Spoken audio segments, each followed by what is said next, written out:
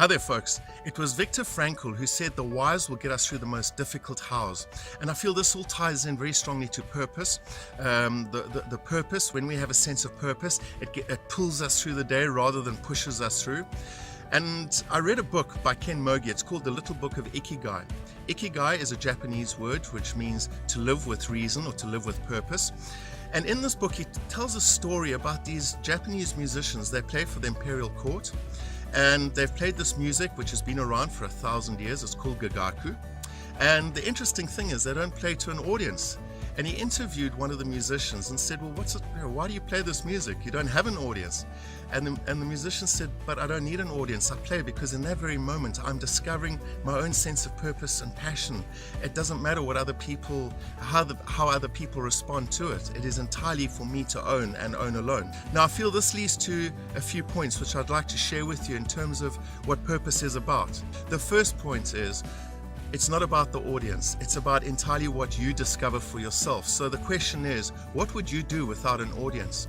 So often we get out of bed because we have an audience that we need to act for, going into the work to impress the bosses maybe, to go and get that paycheck so we can buy things for the family, or maybe we end up working at jobs we hate to buy things we don't need to impress the people we don't know. So it is about removing the audience. And if you can discover for yourself in those small moments during the day, a sense of purpose, regardless of how other people respond or react to what you demonstrate, then you're truly bringing happiness into your own hands. This leads to the second point, which is, it is the small things that matter.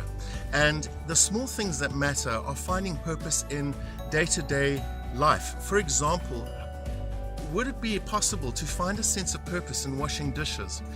We take so much for granted, and I feel, we say, okay, that's there. Yeah, I've got that. I'm looking for the big purpose, that one big thing. No, what if it's a whole series of small things that really matter? For me, it is going out and connecting with people, especially when I go to the shops and you meet people and for a moment you connect.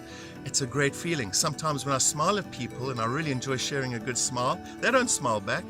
But I don't need them as an audience. The point is, it has been said that if you offer a person a gift and they don't accept it, well then whose gift is it? This leads to the third point. Where are the small things? Well, the small things can only be found in that moment, in the very present moment. And purpose is discovered in this moment.